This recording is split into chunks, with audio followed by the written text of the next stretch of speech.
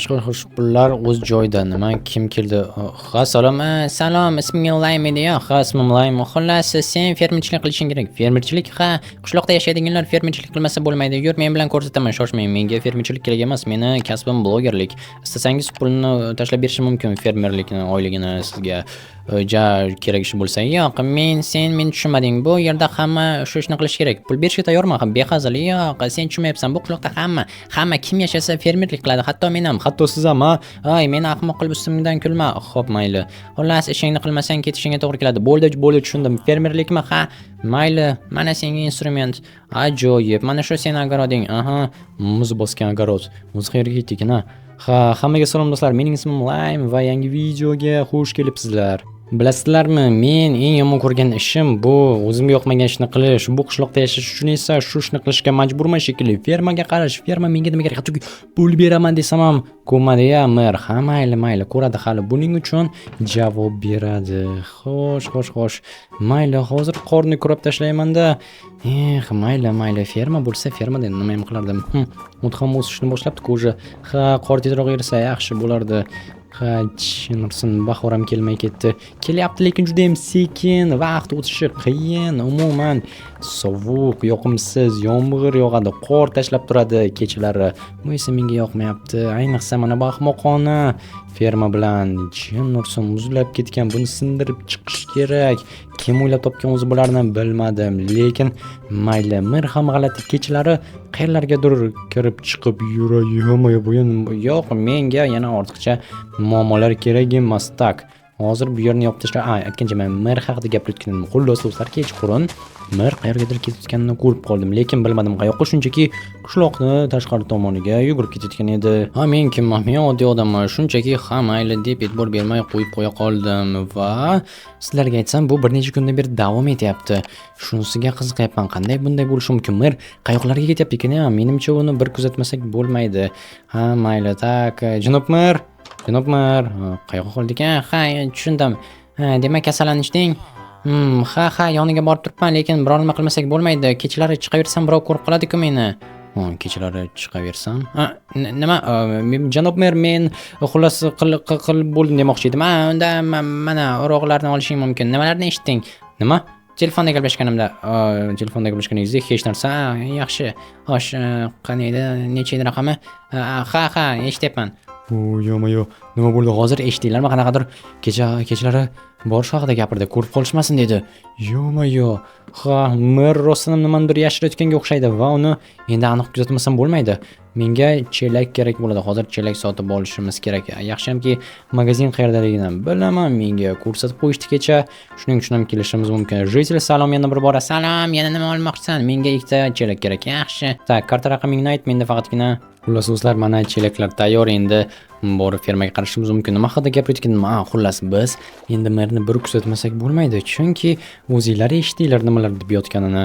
Nimadir haqida kim bilandir telefonda gaplashayotgan edi. Kechasi chiqish haqida. Men sizlarga ertalabdan beri aytib o'tirgan narsani mer o'z og'zi bilan aytib qo'ydi. Xo'p, mayli. Bu juda ham qiziq do'stlar. Hamma biladi, men blogerman va bunaqangi mavzularni yoqtiraman. Balki merni sirli sevgilisi bordir yoki oilasi. Yashirish haqida gapirdi. Xo'p, mayli. Afsuski yaxshilab eslab qolmadim, chunki juda ham hayron qoldim. Birinchi marta katta odam mana shunday yashirinib telefonda gaplashib o'tirishini ko'rishim. Yo'q, men yoshligimda ko'rganman. Akam telefonda qizi bilan gaplashgan, lekin bobom kirib qolganda juda ham katta janjal bo'lgan. Albatta, sen hali yosh bola nimalar qilyapsan deb men esa qattiq kulgandim. Lekin janob merni bunaqangi holatda uchratish bu juda ham g'alati va shuning uchun uni kuzatishimiz shart. Yangi katta mojaro uchun va bularni hammasini videoga olib olaman. Mana shu qasos bo'ladi merga. Menga ahmoqona ishni bergani uchun. Yo'q, fermerchilik juda ham yaxshi kasb, lekin men bunday qilishni istamayman. Menga yoqmaydi fermerlik. Tak, yaxshi. Yomon emas. Yutdim. Xullas do'stlar, Subway Surfni yaxshi ko'raman. Bo'ldi va tak, tushunmadim. Fermaga nima qildi? Bo'lishi mumkin emas. Fermamni kimdir bosib tashlaganga o'xshaydi. Chinursin. Axir bularni hammasini ekib chiqqan edim men. Men bunaqasini chidashni xohlamayman. Menga kim bu ishni qilgan bo'lsa ham tezda uni jazosini bermasangiz bo'lmaydi. Yo'q. Aqldan olish mumkin. Chinursin, axir shuncha mehnat qilganimni rasvosini chiqarishibdi. Hozir men merning yoniga boraman. Mer menga yordam berish kerak. Tak, janob mer, nima? Mana-ku mer. Do'stlar, men sizlarga axir aytgandim-ku, mana qayoqqadir ketyapti. Xo'sh.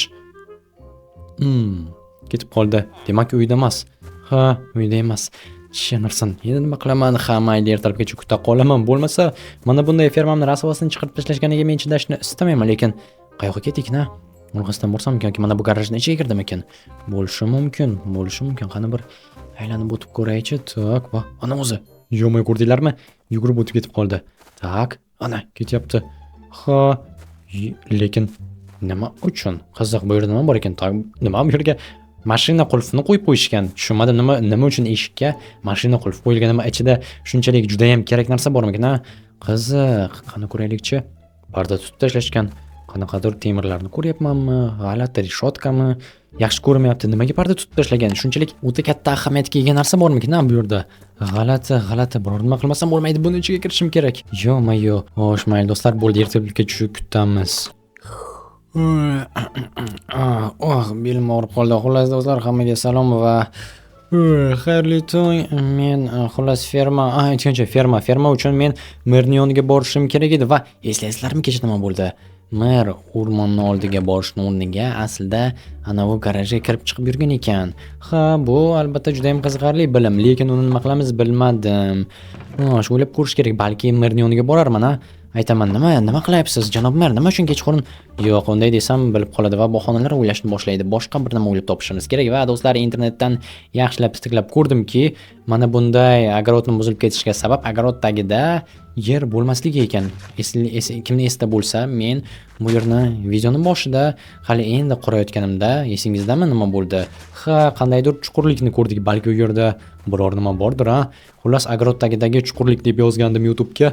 Har xil огород tagida odamlar yashaydigan videolar chiqib keldi. Har xil YouTuberlarga uchlagan va bilasizlarmi, men огородым tagida kimdir yashashini istamagan bo'lardim. Ayniqsa, kechasi qishloqdagi mer kim qayerlarga ketadigan qishloqda.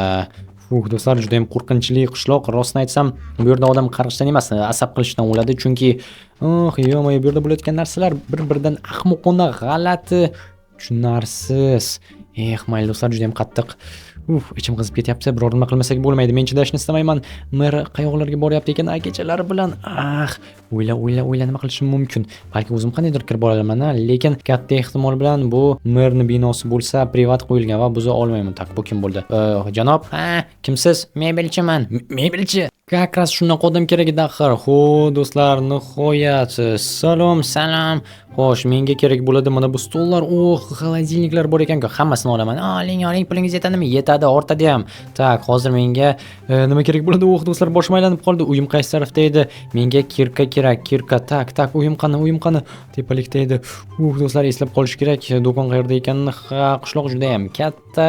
Ya'ni qanday shaharchalik emas, lekin baribir ham qishloq uchun bu yer juda ham katta. Shunga adashib qolish juda ham oson. Shunga ehtiyot bo'lish kerak. Tak, qani kelinglarchi. Yo'q, men kutmagandim hozir bunday bo'lishini, lekin menga yo'qyapti. Hozir zo'r bo'ladi. O'zimga barcha kerak narsalarni sotib olaman. Davay. Xo'sh, albatta ikkita shkaf, tashqari stol va yana nima olsam ekan? Ikkinchi stolni ham ola qoldi, stolni olaman va menga kerak bo'ladi gaz plita va uni zontiga hamda xo'sh, buni olib tashlash kerak. Tushib ketmaydimi? Tushib ketishi mumkin. Xo'sh, demak, stolni ustiga qo'yib qo'yaman-da. Muzlatgichni o'zini olaman. Xo'sh, bo'ldi. Mendan qancha bo'ladi? Sizdan hozir. Xo'sh, 1000. Ikkita stol bilan, xo'sh, 1700. 1700. Tak, hozir. Xo'sh, mana bunday qilsak, mana 1700 bo'ldi. Bo'ldimi? Ha, bo'ldi. Rahmat. Qo'yil do'stlar. Endi menda nihoyat mebel bor. Shuni qidirayotgan edim. Dastavka. Salom jeytili. Salom. Nima sotasan? Meva-chi va sabzavot. Yaxshi. Men bunaqangi narsa yemayman. Menga vaqtgina fast food, pizza, burgerlar, Coca-Cola va umuman sog'lom hayot kerak emas. Tak, bo'ldi. Hozir kelinglar, uyimizni nihoyat yaxshi, chiroyli ahvolga keltirishimiz mumkin bo'ladi, chunki bo'sh uyda o'tiribman bir necha kundan beri.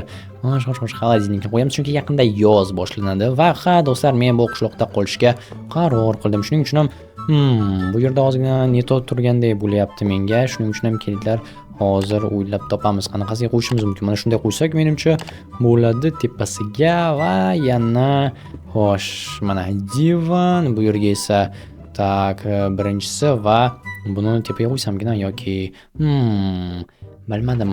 Bu yerda do'stlar bir nima o'ylab topmasak bo'lmaydi. Hammasi chiroyli bo'lishi uchun va shkaflardan tagidan qo'yamiz. Bu shkafni ham mana shu yerda ikkinchi shkafni yoniga qo'ysak, mana endi chiroyli bo'ldi va tak, stol bu yerda bo'la qolsin va stolcha ajoyib uy bo'lyapti. Buni qaranglar, uy kichkina bo'lsa ham kattadek tuyuladi, chunki shuncha narsa turibdi va albatta qulay.